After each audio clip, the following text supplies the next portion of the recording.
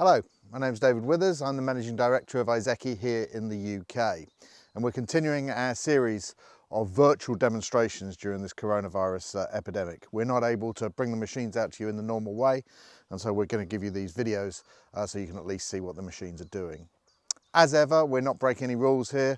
This paddock is near my house, and the person on the camera is a member of my household. So we're not breaking any of the coronavirus lockdown protocols here.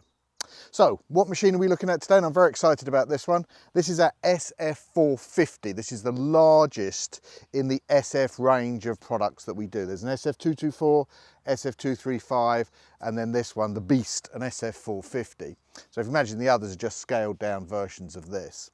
So what have we got here? Well, you look at it and you initially say, well, this is obviously a cut and collect machine, which it is, but it's a lot more than that. We can do a variety of jobs with different implements that we put on the front. So sometimes we have a rotary deck on the front that can rotary cut and collect or cut and drop. In this instance, we have a flail on the front, which is made for us by our colleagues in Muthing, and that can cut and drop or cut and collect, and we can also fit verticut blades to it, so it can be used as a verticutter collector as well. So we're going to spend some time looking at this machine today.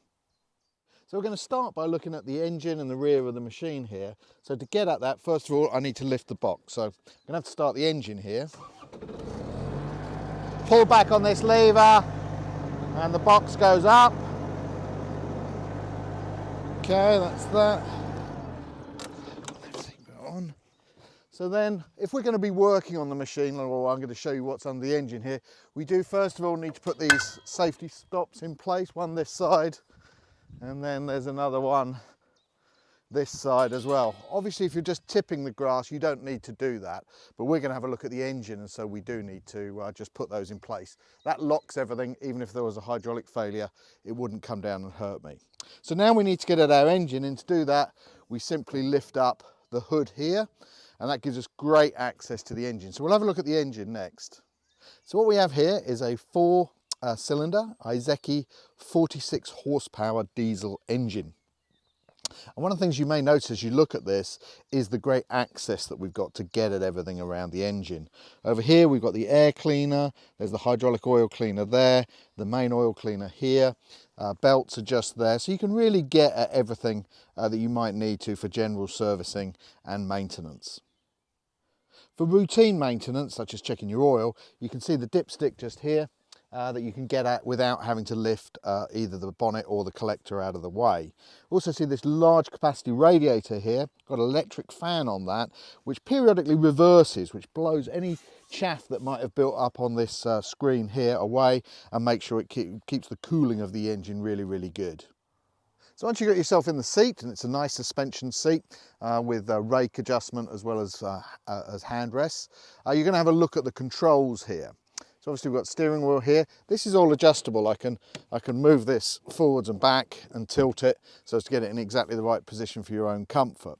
Gauges across the top, fuel, hours and temperature. And then you come down here to the main controls that are going to control the collector and the flail itself. So we have two buttons here, this one and this one, which is either the full speed fan, for if you're just doing normal collecting, you're chucking everything in the back. If you're in relatively easy conditions, then you can use the economy setting. And then this button here actually turns on the front implement.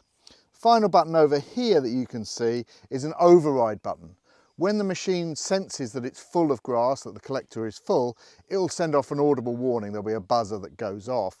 You have the opportunity to override that and continue mowing for another 8 to 10 seconds, just to enable you to finish the little bit you're doing before you go back to empty the grass. Other than that, you've got a beacon light, the hazard warnings, and then your usual lights, indicator, horn, stalk on the left-hand side here. So I'm sat on my nice comfortable air suspension seat, and I've adjusted my steering wheel to where I want it to be. And I can look now over at these controls.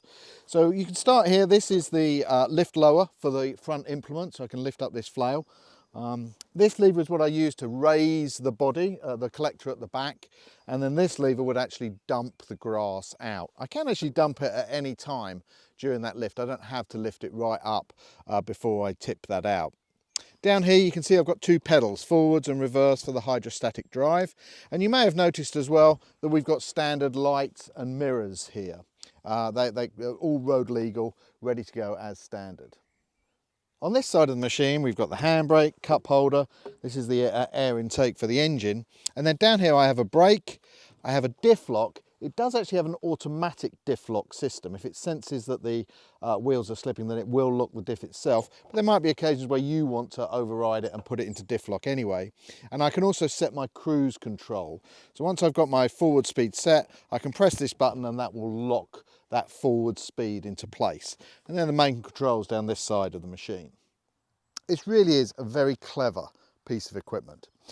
There are so many machines people say are multi-purpose, you can change it from one thing to another relatively easily, but the reality is they have to go into the workshop for that to be done. That simply is not the case with this machine. So there are 4 bolts here, here, here and here. I've taken 3 out already just to speed up the process, but we undo these 4 bolts. Just going to take that one out and pop it there. This then lifts up, and in a minute I'm going to show you how it works when it's collecting. So it was in collecting mode. I take this part out, I'm just going to pop this back in here, like that, okay. I push that down, and now I've got to pop my bolts back in, so I'd have to put my 4 bolts back in the hole to do them up. That is now a cut and drop flail, not a cut and collect flail. It's that simple. So I want to show you how the actual collecting flail element of this works. So running through here is just a standard rotor with the flail blades on it. They cut the grass and they throw the grass back, and the grass gets into this double helix. And this is spinning like this, and that moves the grass into the middle, into this central area. And then you can maybe just see back here, there is that central trunk that takes the grass up and throws it into the collector. So we're going to make some passes through this. You can see this is kind of just around about knee-high grass. We've got some thistles, cow parsley, stuff like that. Fairly unpleasant stuff. You probably wouldn't normally encounter this with this kind of machine, but we're going to run through here and have a look and see how it copes with that. So let me just jump on and put my seatbelt on.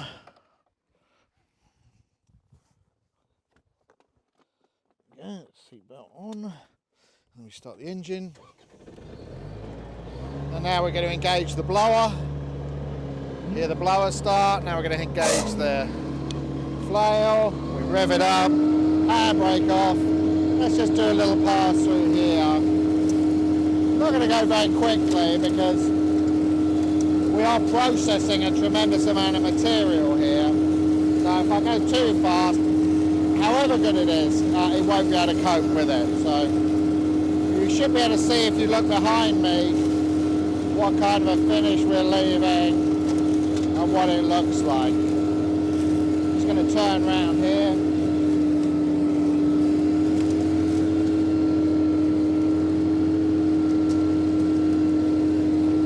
You can kind of see there already.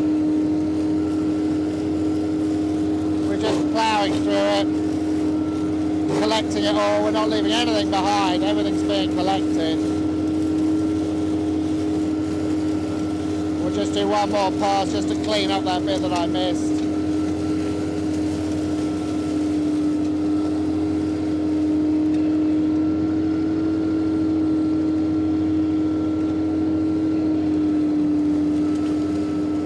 And then maybe if you just have a look here, you can just see it's just cleaned everything right up.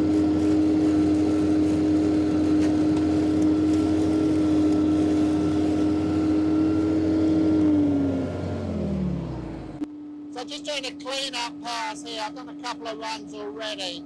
This is through that knee-high grass that you saw earlier. You know, you can't go really fast through it because you're processing so much grass.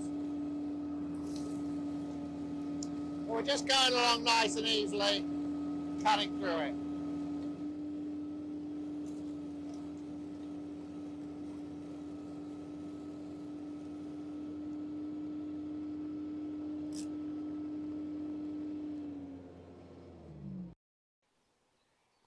So you can see there we've done 2 or 3 passes through that foot high grass, taking it down to about 75-80 mil in one go. So you can kind of see the difference here. I've left that last little bit there as a comparison.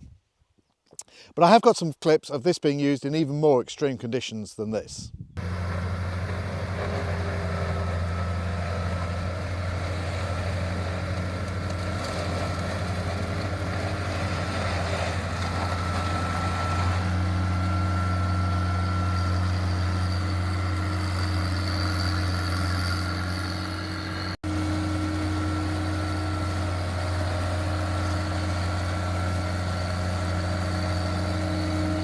So we just had the beeper go off to indicate that the collector is full. So we'll just have a quick look at that before we go and tip it.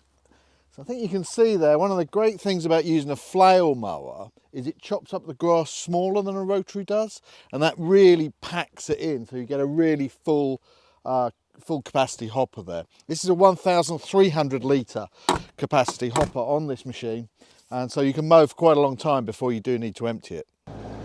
Okay, so we've filled up the hopper with grass, and now it's time to tip that. So I'm going to start off by lifting it up, as we did earlier when we wanted to have a look inside. And I'll just back up just a fraction more here.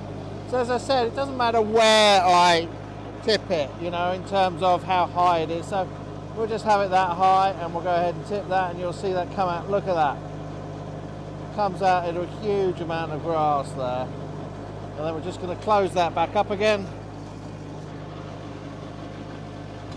and then drop it back down again. And there we are, ready to mow again. So we're actually in the hopper here now. We just tipped the grass out. So you can see that square tube at the back there. That's where the grass comes up from the big impeller. And then at the top there, you can see there's kind of a chute. That oscillates from left to right. And what that does, it means you get an even fill of the hopper. So you get even more grass in the hopper, as opposed to if it just came straight out where it'd fill the center and it wouldn't fill the edges. That's why we get so much grass into the hopper. So that's our Iseki SF450. What an amazing machine for a contractor or a local authority, where perhaps today you have one machine that does your flail work, cut and drop, and then you have another machine that does your cut and collect. With this, you could have one machine that does everything. What about for a golf course, where you could use this machine for hoovering up all of the debris and leaves in the autumn? You could put the scarifying blades on it, verticut and collect at the same time on your fairways, as well as maintaining your rough areas. It really is an incredibly versatile machine, and there's so many customers out there who would benefit from this type of a unit.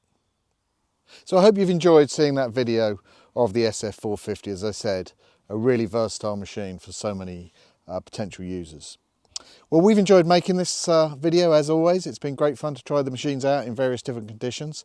I hope you've enjoyed it as well. Don't forget that during these difficult times, our dealers are still open.